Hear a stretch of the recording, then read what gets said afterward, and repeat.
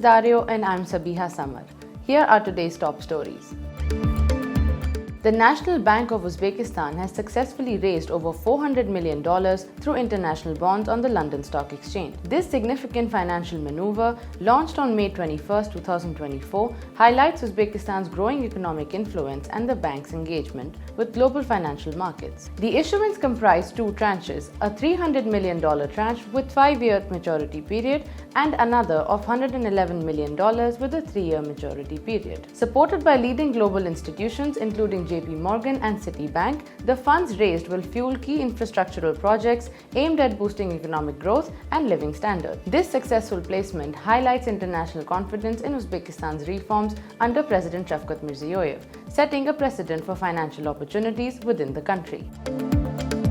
Kazakhstan has officially accepted the WTO agreement on fisheries subsidies, marking a significant commitment to sustainable practices despite its landlocked status. Ambassador Asad Irgaliyev presented Kazakhstan's acceptance to WTO Director General Ngozi Okonjo-Iweala on June 1st. Director General Okonjo-Iweala commended Kazakhstan for its dedication to responsible fisheries management, emphasizing the global importance of protecting marine ecosystems. She highlighted Kazakhstan's role in advancing the agreement, which aims to curb harmful subsidies contributing to fish stock depletion. Ambassador Irgaliyev highlighted Kazakhstan's proactive stance in marine conservation, noting that joining the agreement aligns with global efforts against overfishing and illegal practices. Kazakhstan's acceptance brings the total number of WTO members formally accepting the agreement to 78, with 32 more needed for global implementation.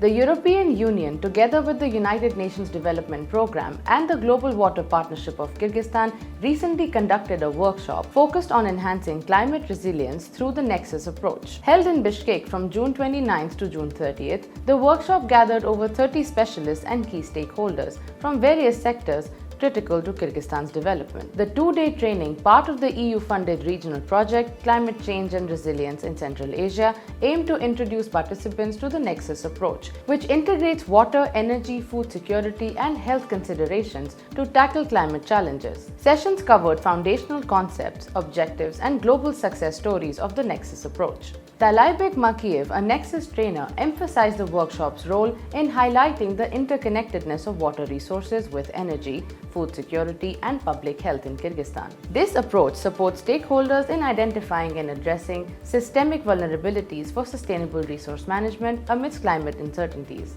The EU-funded project aims to enhance climate resilience in the transboundary Fergana Valley, promoting sustainable development and informed decision-making to mitigate climate impacts.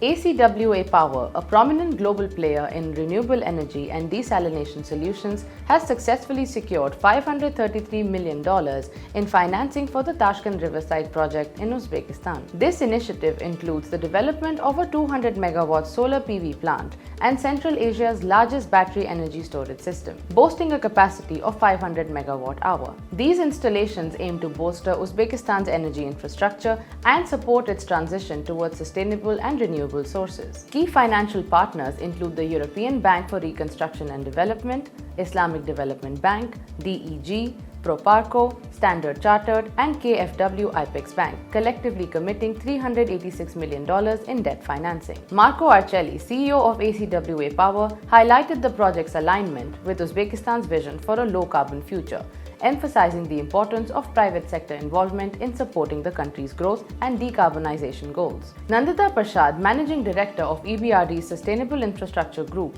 praised Tashkent Riverside project and noted its potential to power approximately 170,000 households. The BESS component of the project will play a critical role in stabilizing Uzbekistan's electricity grid, ensuring reliable power supply by storing excess energy during peak production periods. This capability is crucial as Uzbekistan targets delivering 40% of its electricity from renewable sources by 2030, part of broader efforts to diversify the energy mix and enhance energy security.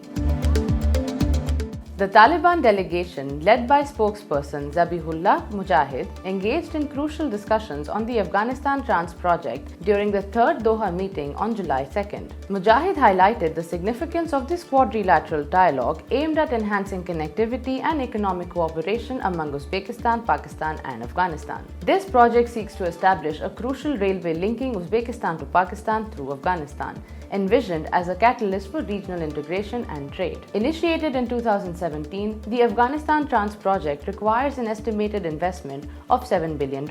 Its strategic importance lies in enhancing transportation infrastructure, anticipated to stimulate economic development and facilitate smoother regional integration. However, the project faces notable challenges, primarily stemming from heightened insecurity in the region. Upon completion, this infrastructure is poised to significantly bolster regional trade by connecting Central Asia to South Asia, thereby fostering economic growth and cooperation. Earlier reports highlighted proposals by Uzbekistan's Ministry of Transport aimed at optimizing cargo transportation along the Uzbekistan-Afghanistan-Pakistan corridor. The proposed measures include reducing transportation fee and aligning them with international standards, introducing cargo insurance, and ensuring the safety of goods during transit. Additionally, streamlining loading and unloading operations, defining clear routes for heavy cargo, and digitizing the transportation process are emphasized for enhanced efficiency. That's all for today's news. Stay tuned for more updates.